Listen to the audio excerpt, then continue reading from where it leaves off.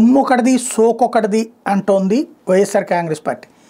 జగన్ హయాంలో చేసిన పనులకి స్టిక్కర్లు తెలుగుదేశం ప్రభుత్వం కూటమి ప్రభుత్వం చేస్తుంది అన్నది వీళ్ళ వాదన. రాష్ట్రానికి కొత్తగా భారీ ప్రాజెక్టులు ఇస్తున్నట్టు కేంద్రంలో బీజేపీ ప్రకటిస్తుంటే అదంతా సీఎం చంద్రబాబు చలవే అని టీడీపీ దాని తోక పార్టీలతో పాటు ఎల్లో మీడియా బాకాలుస్తుంది. వాస్తవం మాత్రం ప్రధానమంత్రి నరేంద్ర మోడీ ఈ నెల 8న రాష్ట్రంలో శంకుస్థాపన చేయనున్న మెజార్టీ ప్రాజెక్టులను గత ముఖ్యమంత్రి వైఎస్ జగన్మోహన్ రెడ్డి హయాంలో వచ్చినవే. గత ప్రభుత్వ హయాంలో భూమి లీజుపై ఒప్పందం చేసుకుని మరీ భారీ ప్రాజెక్టు చేపట్టనున్నట్టు స్వయంగా ఎన్టీపీసీ గత ఏడాది ఫిబ్రవరి 20న అధికారిక ప్రకటన విడుదల చేసింది. ఈ ప్రాజెక్టుకు సుమారు ఏడాది తర్వాత ఇప్పుడు కొత్తగా శంకుస్థాపన చేస్తున్నట్టు కూటమి ప్రభుత్వం ప్రచారం హోరెత్తిస్తోంది. బల్క్ డ్రగ్ పార్క్ ఏర్పాటు మీద అనేక రాష్ట్రాలతో మన రాష్ట్రం పోటీపడి మరీ సాధించి 2020లోనే ప్రత్యేకంగా కార్పొరేషన్ ఏర్పాటైన విషయం తెలిసిందే. కామన్ ఇన్ఫ్రాస్ట్రక్చర్ ఫెసిలిటీ CIFని ఏర్పాటు చేయాలంటే అధికారికంగా కేంద్రం లెటర్లో 2022లోనే పంపింది. అటువంటి బల్క్ డ్రగ్ పార్కునికి ఇప్పుడు కొత్తగా ప్రధాన జాతి శంకుస్థాపన చేస్తోంది కూటమి ప్రభుత్వం. రైల్వేల్లో కొత్త లైన్ల ఏర్పాటు, రైల్వే జోన్కు భూ కేటాయింపు ఇలా ఒకటేంటి ప్రధాని నేడు శంకుస్థాపన చేయబోయే మెజార్టీ ప్రాజెక్టులను గత ముఖ్యమంత్రి వైఎస్ జగన్మోహన్ రెడ్డి హయాంలో వచ్చినవే కావడం గమనార్హం. కూటమి ప్రభుత్వం అధికారం చేపట్టిన తర్వాత మొదటిసారి ప్రధాని నరేంద్ర మోడీ రాష్ట్రానికి వస్తున్నారు.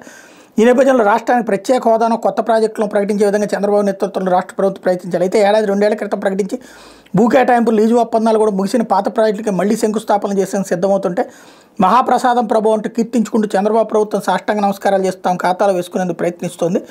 వాస్తవానికి ఎన్టీపీసీ గ్రీన్ ఎనర్జీ ప్రాజెక్టు పూడిమడకలో ఏర్పాటు చేయనుంటే ఇందుకు ఏపీఐసీతో 1200 ఎకరాల భూ లీజు ఒప్పందంపై 2024 ఫిబ్రవరి 24 అనుబంధ సంస్థ ఎన్టీపీసీ గ్రీన్ ఎనర్జీ లిమిటెడ్ సంతకం చేసినట్టు అధికారికంగా ప్రకటించింది. ఇప్పుడు కొత్తగా 1.85 లక్షల కోట్ల ఈ ప్రాజెక్టును తామే సాధించామన్నట్టుగా చంద్రబాబు గొప్పలకు పోతున్నారు.